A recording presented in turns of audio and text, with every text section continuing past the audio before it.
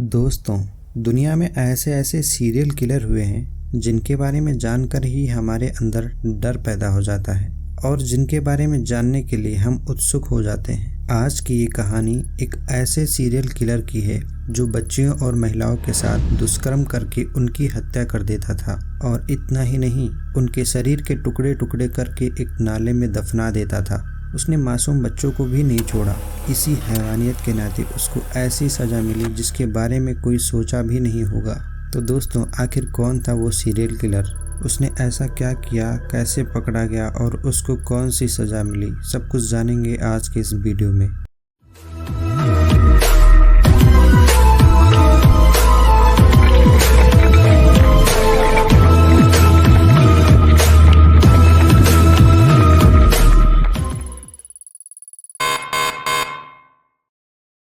कहानी की शुरुआत होती है हमारे राज्य उत्तर प्रदेश के गाजियाबाद जिले के निठारी गांव से। दरअसल सन 2005 से सन 2006 के बीच उस गांव में अचानक बच्चों के गायब होने की बात पुलिस के सामने आई।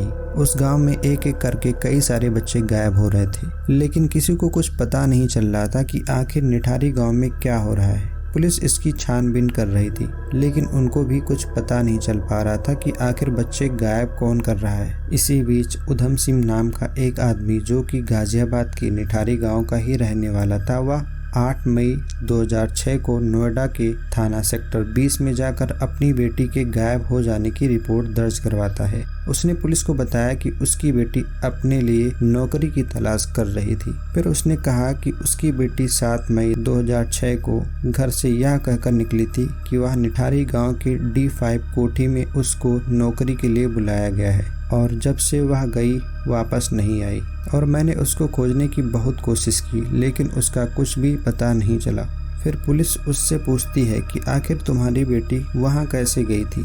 तो इस पर उधम सिंह बताता है कि उसकी बेटी एक टैक्सी से गई थी और वह कहता है कि जब मैंने उस टैक्सी वाले से अपनी बेटी के बारे में पूछा तो उसने कहा कि हाँ, मैंने एक लड़की को कोठी D5 के गेट पर उतारा था। उसके बाद वह उतर कर बोली, मैं घर के अंदर जाकर आती हूँ, तब आपका भाड़ा देती हूँ। उसके बाद वह अंदर चली गई, लेकिन काफ़ी टाइम होने के बावजूद भी जब वह बाहर नहीं आई तो मैं अपना भाड़ा मांगने के लिए गेट के अंदर जाकर दरवाज़ा खटखटाया तो अंदर से एक आदमी दरवाज़ा खोला।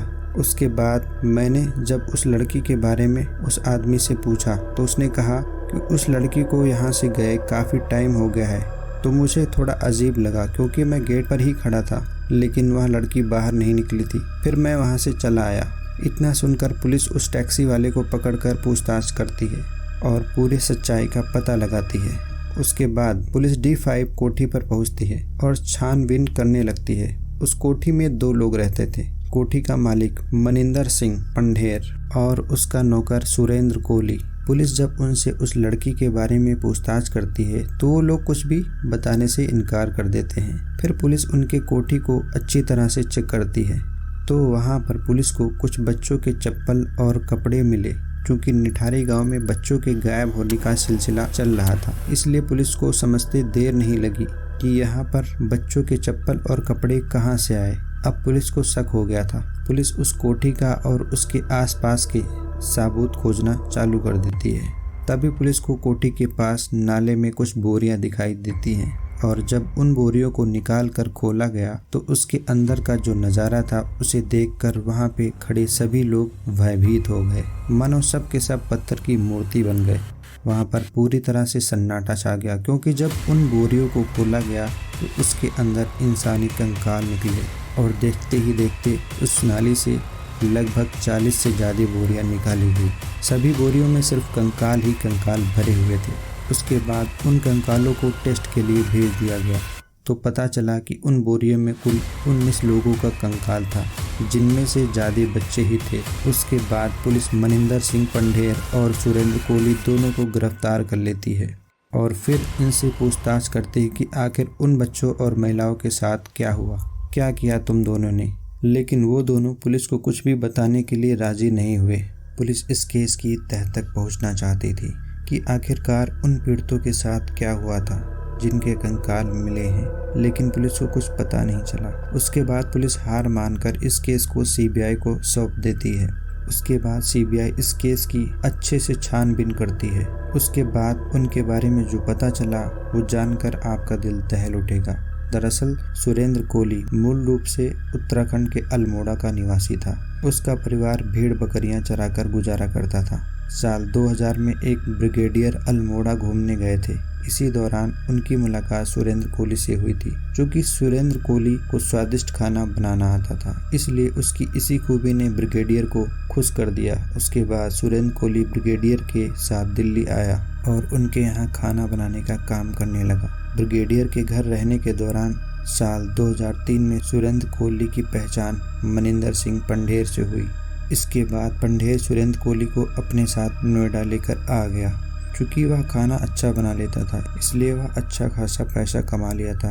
और जब सुरेंद्र कोहली नोएडा आया तो उसके बाद उसने अपने परिवार को भी अपने पास बुला लिया और फिर अपने परिवार के साथ ही वहीं रहने लगा।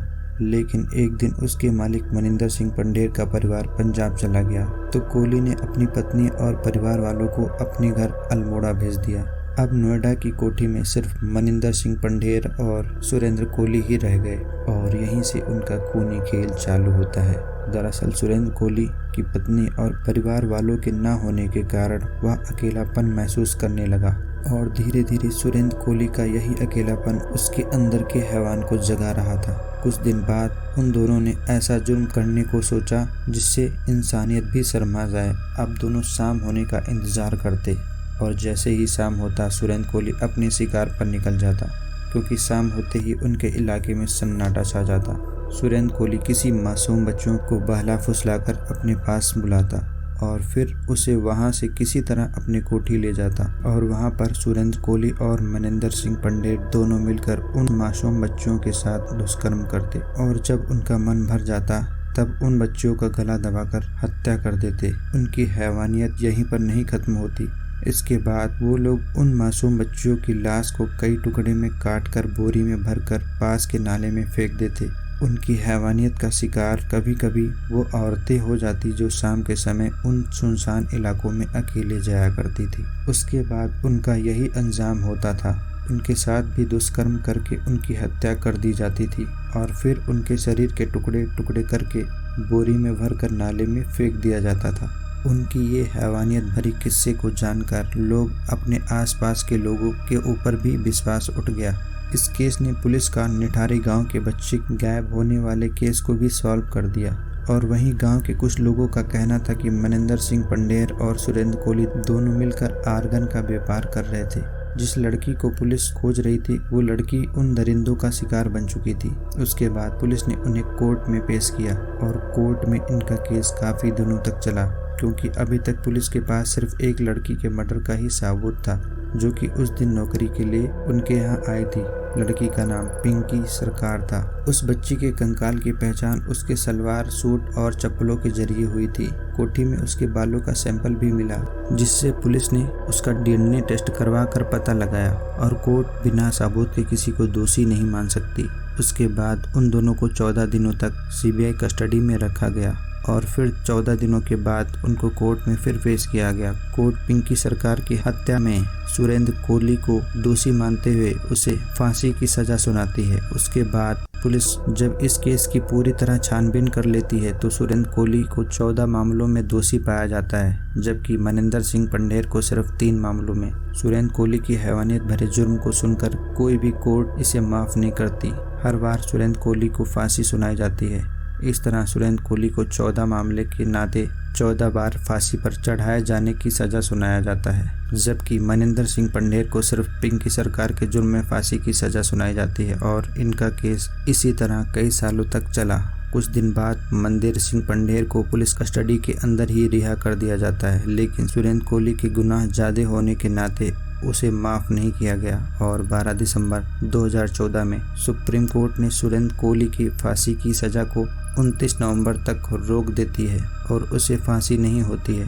उसके बाद 28 जनवरी 2015 को रिम्पा हालदार नाम की लड़की की हत्या के मामले के कारण सुरेंद्र कोहली को फांसी की सजा इलाहाबाद हाई कोर्ट ने उम्र कैद में बदल दिया और इस तरह ये गुनहगार अब भी जेल के सलाखों के पीछे अपनी मौत का इंतजार कर रहा है।